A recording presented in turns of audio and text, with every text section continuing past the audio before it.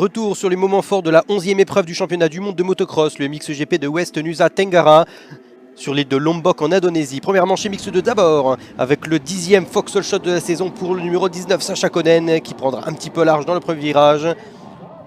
C'est donc Simon Lagenfelder sur la gaz de Carly qui s'emparera de la première place dans le premier tour, devant André Adamo et Kai de Wolf, le leader du championnat, sur le Husqvarna. Kai de Wolf qui tout de suite attaque et prend la seconde position au champion du monde en titre.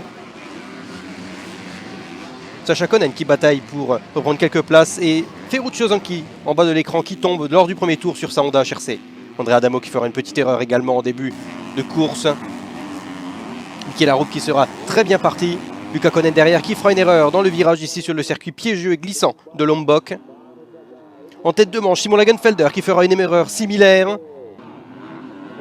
C'est donc Kai de Wolf qui s'empara de la tête de manche. Simon Lagenfelder qui repart 3e et qui se fera finalement déblyer par les pilotes KTM.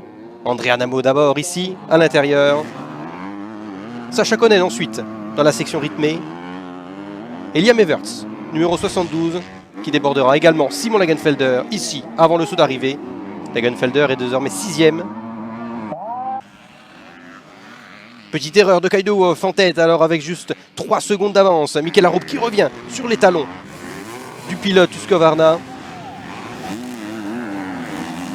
Luca Konen qui bataille pour revenir et qui double Camden Laglelan de retour en Indonésie après une fracture de la jambe à Agueda au Portugal. Et finalement Mikel Arup qui partira à la faute en toute fin de manche. André Adamo qui en profite pour prendre la seconde place. Victoire de Kai de Wolf dans la première manche MX2 devant André Adamo. Et Mikel Arup 3e après sa petite erreur. Liam Everts prendra la 4e place devant Sacha Konen en fin de manche et Simon Lagenfelder terminera 6e.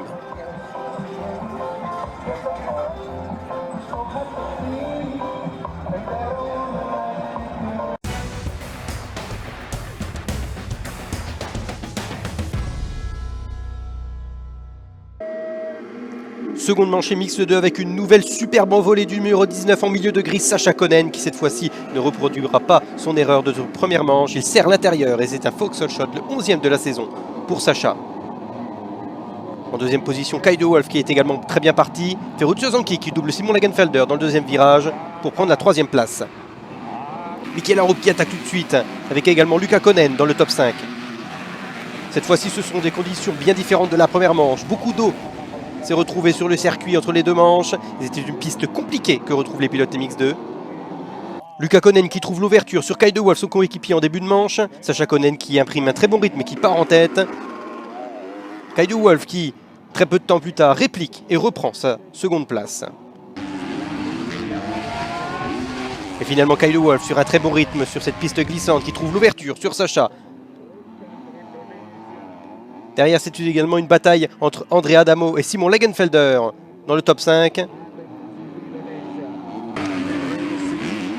Les frères Konen se retrouvent ensemble. Luca est plus rapide. Il prendra la deuxième position pour partir à la chasse de son coéquipier Kai de Wolf. Sacha Konen qui se fera également doubler par Mikel Arup, très en forme sur sa triomphe.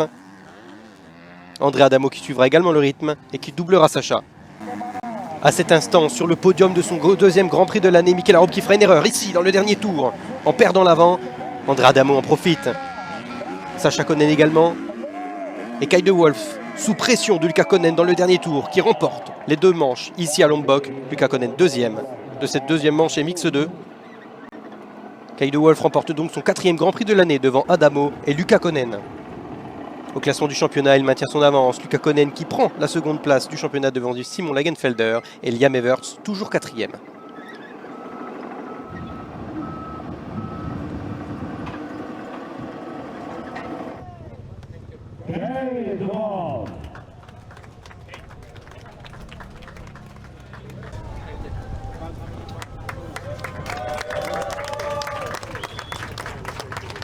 Oui, ça a été deux courses très différentes. Dans la seconde, il y a eu beaucoup trop d'eau de mise sur le circuit et du coup, il y avait des flaques un petit peu partout. Donc c'était vraiment difficile dans la seconde, surtout au début de la course. Mais j'ai fait quelques bons dépassements et après, je me suis senti vraiment bien sur la piste.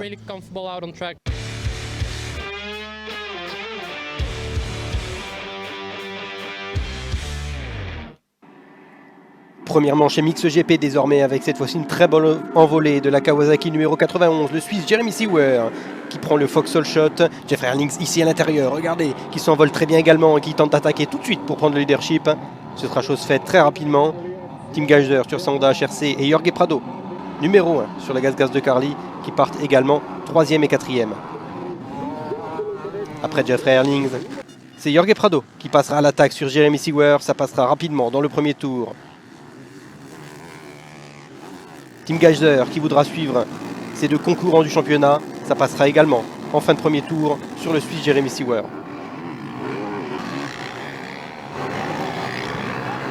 Alors que le top 3 se dessine avec les 3 hommes forts du championnat, les 2 coéquipiers Yamaha qui se battent et Kevin Vlanderen numéro 10 qui double son coéquipier Andrea Bonacorsi numéro 132. On assiste ensuite à une bataille longue entre Calvin Vlanderen et Jeremy Seewer pour la 4e place. Finalement, Calvin Vlanderen prendra le meilleur sur le pilote suisse. Et en fin de manche, ce sera son coéquipier, numéro 132 sur la Yamaha Monster, Andrea Bonacorsi, qui signe une magnifique première manche mix GP et prend la 5e place. Victoire en patron de Jeffrey Herlings, qui gagne devant Jorge Prado et Tim Geiser 3e. 4e, Calvin Vlanderen, 5e, Andrea Bonacorsi, Jeremy Seewer 6e, devant Glenn Koldenhoff et Valentin Guillot. Kevin Ormo et Mattia Guadagnini terminent le top 10.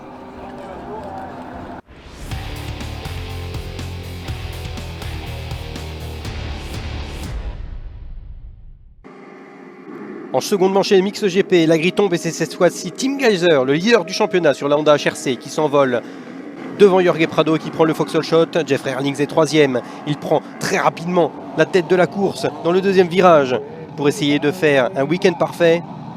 Jorge Prado qui prend directement la seconde place. Mais le circuit est toujours piégeux après la seconde manche mix jeu. Jorge Prado qui sort de la piste. Tim Geiser qui en profite et prend la seconde place dans le premier tour. Calvin Vlanderen qui fera également les frais de la piste glissante. Il chute alors qu'il était 4e et repartira 7e. Jeffrey Herlings y partira à l'erreur ici, dans une ornière. Il était alors en tête de la course devant Tim Geiser qui prend les commandes de cette seconde manche mix GP et Jorge Prado.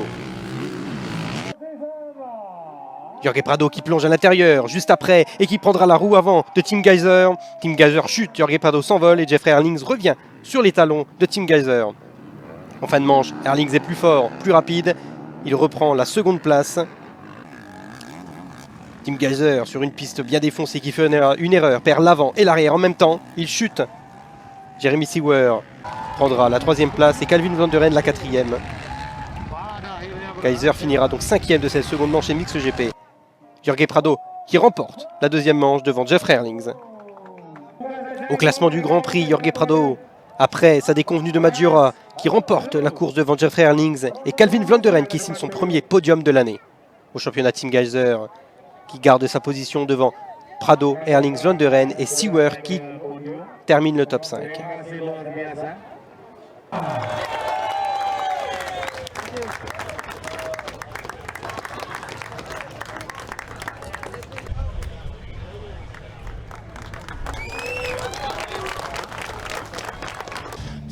Super content de cette victoire. J'ai roulé très bien tout au long de la saison et c'est un peu dommage. J'ai perdu quelques points avec quelques erreurs et vous savez, à la dernière course à Maggiora, j'ai eu une manche blanche. Donc être de retour en force en Indonésie, dans des conditions très dures, très physiques, c'était vraiment une course sur les conditions physiques et un petit peu sur le pilotage. Donc je suis super content de cette performance.